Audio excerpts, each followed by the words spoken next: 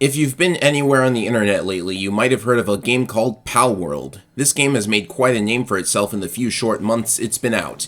Typically, it takes a while for me to take interest in a modern game, but for reasons you're probably thinking of already, I decided to give it a whirl. I've put in 100 hours in the last month or two, and though I'm feeling burnout for reasons you'll discover, I can say for certain that this is definitely worth checking out despite it being in early access, especially if you have someone else to play it with. I'm about to go into detail, but keep in mind this video concerns the 0.1.5 patch, which is what I played on, so I'll probably update the description if anything I talk about gets modified. In fact, I already know the next update will for sure address something that was annoying me, which is definitely a good sign from the developer. Palworld is an open-world survival game with a focus on monster taming. Put more bluntly, survival craft meets Pokemon. There have been many comparisons to other big-name titles in recent memory, including Breath of the Wild and Skyrim for some reason, and many have also said the idea is highly similar to Ark's Survival Evolved, but the most apt comparison to a game that I've played personally would be Pokemon Legends Arceus, and no, I can't pronounce it correctly, get used to it. If you take Legends Arceus and add real-time combat with lots of weapons including guns and base building, you've got Palworld. That is to say, Palworld tosses a lot of ideas into a blender. One of the reasons Palworld has met with such significant success is that all of these elements work far more smoothly than you're probably expecting. Definitely more than your average AAA budget title these days. Of course, it would behoove me to ignore the elephant in the room. One of the contributing factors for the immense popularity of Palworld is the game is a direct parody of Pokemon in many ways. The monster designs definitely want Pokemon to pop into your head in some fashion, with many of them looking like fusions of Pokemon or even other properties like Electabuzz crossed with Totoro, for example. Parody tends to get more attention through association, after all, I know that from experience. Then you have the fact that the game teases the concept of being a kind of animal abuse simulator of sorts. You're given the option of effectively turning your base into a labor camp with farmlands or weapon factories, and you can even slaughter your pals for food. Basically, the game at first looked like a dark humor parody of Pokemon, which on its own would just get some attention, a giggle or two, a meme if you will. Then the gameplay turned out to be actually pretty good, especially for a less than prolific developer team. It's probably not a hot take to say that Palworld's success can also be attributed, in part, to disgruntled Pokemon players. The hardcore fans who have been with the series since day one, myself included, have noticed that the world's highest-grossing media franchise has grown stagnant over the past few generations, and they're clamoring for some kind of game-changer. When they got Legends Arceus, that was a pretty good step towards something fresh and new, but Legends Arceus was developed and even released at nearly the same time as Scarlet and Violet, and they suffered for it, with lots of graphical jank, underdeveloped concepts, and in my opinion, a cast of even less interesting characters than last time. Granted, the passion of the developers over at Game Freak still shines through in some areas, but something is clearly holding them back from doing everything they want to with Pokemon.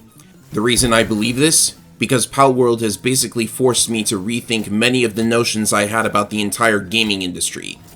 Ask yourself, how can Palworld outsell the average generation of Pokemon without any of the resources Game Freak should theoretically have?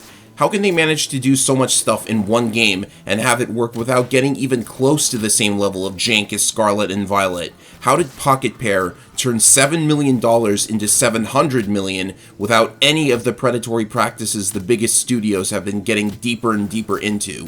Why do some studios not seem to notice they're out of touch with gamers? Why does Palworld itself get slandered with accusations of plagiarism? Do you seriously think it's possible to copyright God? Reminds me of when Digimon used to get the plagiarism accusation simply for being in the same general genre, almost as if...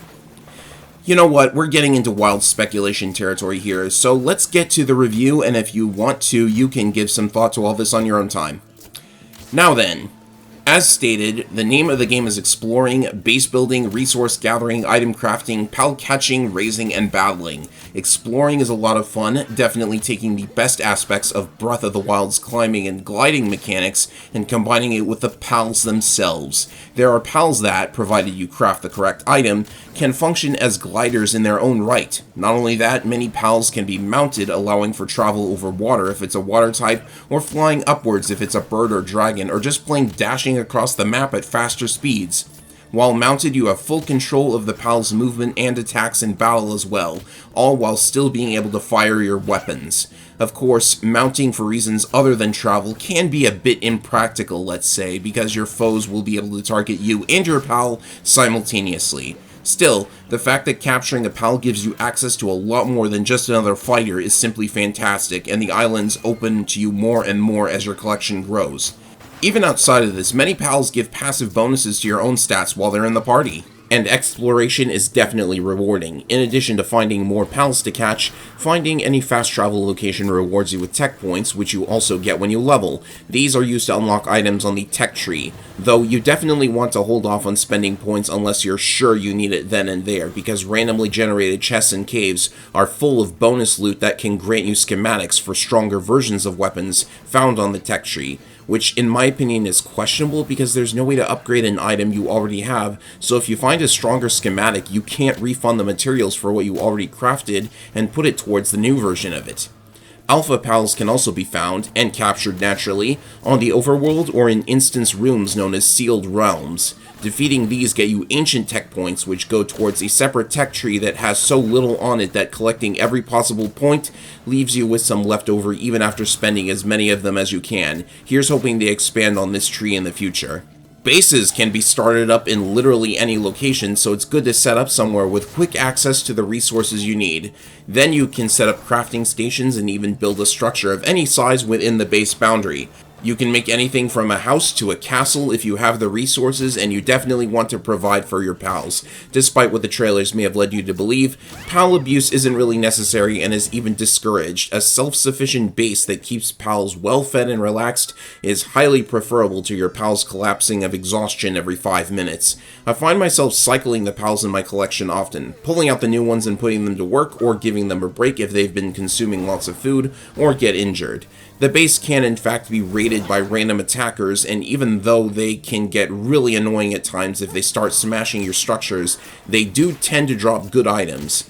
Also, you can manually destroy any structure and get the materials back, unlike with weapons. You could effectively sell your old crafting stations to get a discount on the new, better crafting stations. Really nice. In battle, you can attack with melee weapons, though these quickly become overshadowed by ranged weapons like crossbows and several types of guns. Unfortunately, your own weapons don't have a lot of variety. There's a couple crossbows with elemental damage that can even inflict statuses, but there aren't really a lot of interesting guns besides what you'd expect out of a shooter. There's handguns, an assault rifle, a useless musket, and eventually a rocket launcher. The pals themselves are far more interesting. They fight alongside you using their moves, which they learn through levels, and can be taught new moves by collecting skill fruits. Pals can even be taught to use their own weapons, or even become the weapons in some cases. Sadly, well, a lot of pals that do this tend to get outclassed as you find more stronger pals. Also, PAL AI could probably stand to be improved, as they sometimes just stand around and not attack because they can't get into the arbitrary position they need to be in to use a particular move. You can, however, recall them to their PAL sphere anytime to fix this, or even just to easily evade an incoming attack. Anyhow, the ability to fight alongside your pals with both of you supporting one another in various ways is definitely something fresh in the monster taming genre, especially in a shooter setting. Everything in Palworld just plain comes together into something that already does a lot good, and the potential for future updates is something I'm excited to see. However, not everything can be perfect, and I think it's worth mentioning a few points of interest you'll at least want to be aware of before playing Palworld. Now, it looks as if they want to emphasize the multiplayer aspect. Much like Minecraft or Terraria, this type of game tends to be far more enjoyable with a friend. I enjoyed most of my 100 hours of single player and have captured every PAL except for the legendaries, and I can say for certain that this game, at least in single player, will in my opinion take up excessive amounts of time when it comes time to farm up items and gain experience points. You're definitely going to want to set up bases that automatically mine ores, gather stone, and chop trees, meaning if you want to save yourself a lot of trouble, make sure that all that stuff can be found in the area around the base, and you've got pals that mine all this, gather it up, and store it away for you. The issue is, as you get further and further into the tech tree, craftable items and consumables start getting more and more expensive, and it takes minutes of real time to craft it all. You can't even farm every resource right there in the base depending on what it is. You might have to get out there and farm farm enemy drops too. I don't even hate the concept of setting up the base to manufacture your items while you're gone, but when I have to jump a lot of hoops to craft the later PAL spheres because the cheap ones are no longer cutting it when I'm catching the big PALs, that's bound to get annoying for sure. Another annoyance has to do with experience points. Leveling is honestly a slog in the later stages of Palworld. The player gets experience for defeating enemies and a bonus for the first 10 of every PAL captured, and believe me, that bonus is very much the main way to level, as it increases every time you get one.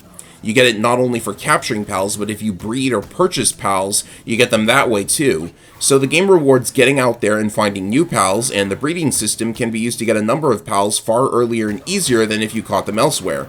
Excellent! The issue is the game massively inflates the amount of points to the next level from level 40 onwards. I made it all the way to level 45, and now I need 800,000 experience points to hit level 46, while I'm getting about 13,000 for each PAL that earns a bonus. So I need like 300 more PALs captured with a bonus attached to hit the cap, and I just don't see myself doing that without taking another month of extended playtime to do it, and remember, the best weapons are found in these final levels. Meanwhile, defeating enemies doesn't earn nearly this much for the player. It's practically pennies by comparison. I don't always necessarily capture everything I see when I travel either, because there are things other than PALs like Lifmunk effigies hidden throughout the world. These are collectibles akin to gold skulltulas or Korok seeds, only they can be used to increase the player's ability to capture PALs. Or at least that's what the game says they do. I can barely tell if they work. Meanwhile, PALs don't need nearly the same amount of EXP to level up as the player does, but they don't get the bonuses the player does, so it still takes an awful lot of knocking out the biggest enemies to get their levels going. These two issues also fuel the most annoying part of the game for me, the tower bosses.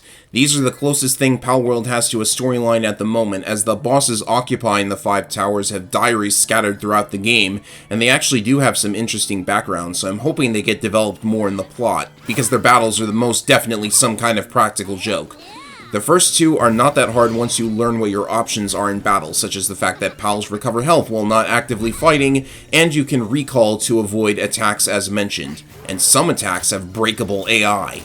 The other 3 are going to really put you to the test though, because they have massive health bars and extremely powerful attacks that can destroy a PAL in seconds. It's not simply a matter of bringing the biggest PALs you have and hitting them with super effective attacks either, because on top of dangerous attacks and ridiculous damage sponges, there is a blasted time limit of 10 minutes. Okay, see, that's where I have to draw the line. This is too much. Especially when you take into account that the last 2 bosses actually have counters to the element they're weak to. This seriously limits the number of actual viable strategies the player can use, and if the player wants to switch up their strategy, they might just have to build up their entire team from scratch, to say nothing of recouping the lost resources such as ammo. Every time I give it my best, come within seconds of winning and lose in the end, I get to pop another blood vessel waiting for my ammo to get replenished. It's part of the reason I stuck to the cheap options whenever I could. Now, if you're watching this footage and think that I'm just not playing with the most optimal viable PALs, or that I haven't done anything to power them up, you'd be partially correct, because fully maxing out a PAL is such a nightmare that I dread the day PvP gets added. So, PALs get randomly assigned positive or negative passive traits, and you can use breeding to get a good combination of passives onto a newborn PAL, and again, the breeding system does allow some freedom here because you don't necessarily need 2 PALs of the same species to get the species you want. If you're satisfied with the passives, then you can begin leveling and also farming PAL souls, which basically spawn at random in chests, and some alpha PALs drop them, but you can't just farm the biggest souls because you need the small souls to be able to use the big souls, so that's more time spent in the early game areas which are not as good for leveling. Souls basically work like grit dust and similar items in Legends Arceus. You spend them on stat boosts. And I should mention that you can refund the PAL souls by paying a ridiculous amount of gold as well. So if you stop using a PAL and want to get the souls back before you do something else with that PAL, you're going to have to farm up a lot of cash in order to pay for that too. Speaking of money, I don't really mind money grinding because there are ways of setting up your base to basically manufacture items that you can later sell for a lot of cash. So grinding up the money is not that difficult. Now for the most baffling part, the PAL condenser. This device takes the number of pals you own and sacrifices them to power up a pal of the same species. So for instance, you could give up 4 Lamballs to raise your favorite Lamball to rank 2. To get to rank 3, you need 16 more Lamballs. To get to rank 4, you need 32, and the final rank will require 64. So, like, to hit the max rank, you need 117 of the same pal. Do I have that right? And it doesn't even matter what the levels or skills of the pals you gave up were, by the way.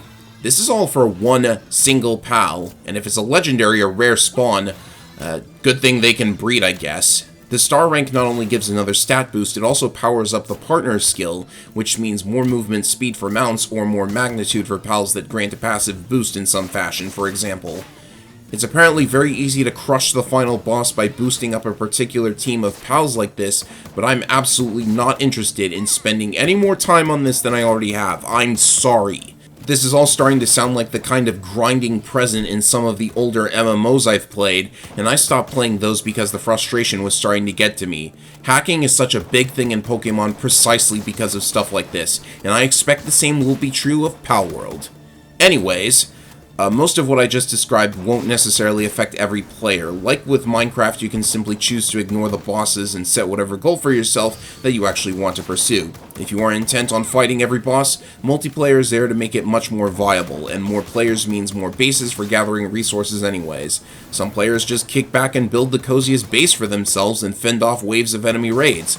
I focus more on collecting pals to check out the designs, which have more than a few winners among them, let me tell you. And again, the fact that the game's mechanics all work really well and are fun to fool around with is highly impressive and well worth the price of only $30 US, and future content and fixes are already confirmed to be coming.